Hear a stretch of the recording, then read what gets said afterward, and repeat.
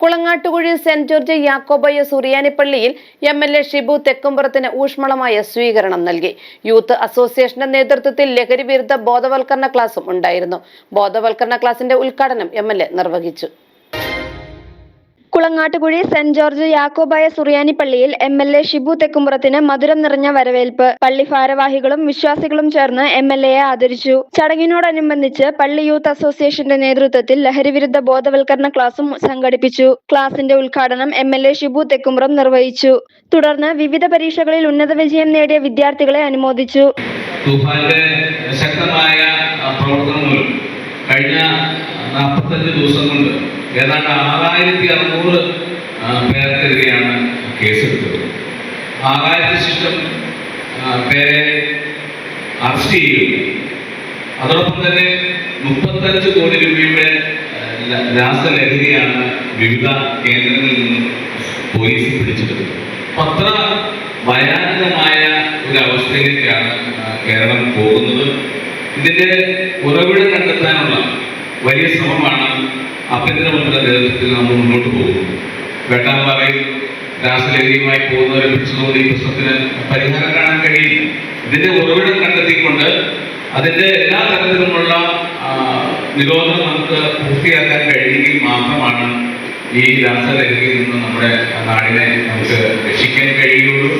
പ്രിയപ്പെട്ട മക്കളെ നമുക്ക് തിരിച്ചു കൊണ്ടുവരണം.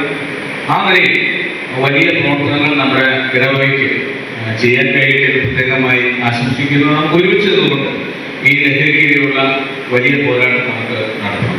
മൂവാറ്റുപുഴ SHO CP ബഷീർ ലഹരിവിരുദ്ധ ബോധവൽക്കരണ ക്ലാസ് നയിച്ചു.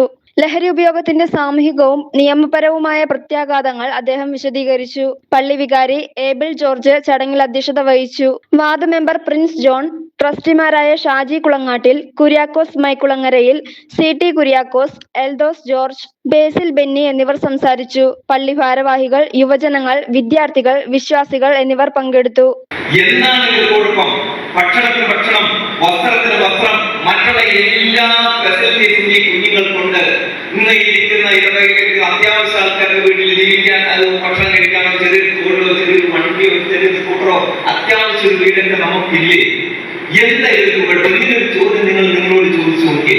എന്തുകൊണ്ടാണ് വളർച്ചയുടെ ഘട്ടങ്ങളിൽ ഈ കുഞ്ഞുങ്ങൾ നമ്മളിൽ നിന്ന് അകന്നുപോവാ? ഇപ്പൊ ഇരിക്കുന്ന കുഞ്ഞുങ്ങളൊക്കെ മോനെ അവിടെ കുടിക്കും, കുറച്ച് ഭക്ഷണം കഴിക്കണം, അതുപോലെ ഇതൊക്കെ പറഞ്ഞ ഈ കുഞ്ഞുങ്ങൾ കേൾക്കും. കുറച്ചൊക്കെ കഴിയുമ്പോൾ 12, 10 വയസ്സ്, 12 വയസ്സ്, 13 വയസ്സിലേക്ക് എത്തിക്കഴിയുമ്പോൾ ഈ കുഞ്ഞുങ്ങൾ മാതാപിതാക്കളിൽ നിന്നും അകന്നു പോകുന്ന ഒരു കാലഘട്ടത്തിലാണ് ഞാൻ ഇന്ന് ജീവിക്കുന്നത്. എന്തായാലും പ്രശ്നം ഇതൊന്നും നമ്മൾ ചിന്തിച്ച് എന്തിന്റെ കുഴപ്പമാകുക?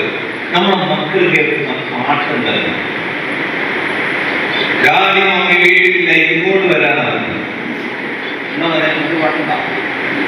കുട്ടിനറിയാം, ഡാഡി മമ്മി വീട്ടിലില്ല ഇങ്ങോട്ട് വരാൻ. കഴിഞ്ഞ ദിവസം ചേട്ടൻ പാട്ടിൽ ഞാൻ പറയട്ടെ, ചോര കൊണ്ട് ജ്യൂസ് അടിച്ച് സോഡാ സർബത്ത്.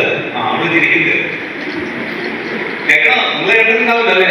ചോര കൊണ്ട് ജ്യൂസ് അടിച്ച് സോഡാ സർബത്ത് ഒരു പാട്ടാണ്. ഞാൻ അദ്ദേഹത്തിന്റെ ആ സർഗാത്മകതയെന്നും അത് വലിയ ആളുകളും ഞാൻ കുറ്റം പറയുന്നില്ല.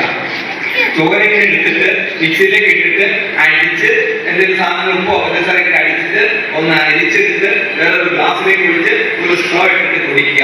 ചോര കൊണ്ട് ജ്യൂസ് അടിച്ച് സോഡാ സർബത്ത്. യക്ഷി ചെയ്യുമെന്നെ,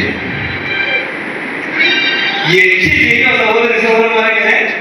യക്ഷിനെ ഒരു വെള്ള ഡ്രസ്സൊക്കെ സാരിയൊക്കെ കൊടുത്തിട്ട് മുടിയൊക്കെ അഴിച്ചിട്ടിട്ട് ഒഴുകി വരും ഞാൻ നീങ്ങയിലുള്ള പാട്ടൊക്കെ പാടി ചിരിച്ച് കളിച്ച് നമ്മുടെ അടുത്തേക്ക് സ്നേഹിച്ചിങ്ങനെ അടുത്തേക്ക് വന്നിട്ട് നമ്മളിങ്ങനെ ഹഗ് ചെയ്യും. എന്നിട്ട് 2 പല്ല് കുത്തിയെടുക്കും, എന്നിട്ട് സഖ്യൊക്കെ പ്രകടിക്കും. ഇങ്ങനെ ചോര ഇങ്ങനെ എടുത്തു ജ്യൂസ് അടിച്ചിട്ട് സോറാസത്ത് യക്ഷി പോലും ചെയ്യില്ല. ഈ പാട്ടാണ് നമുക്ക് കേൾക്കുന്നത്. News desk media 60 Kothamangalam.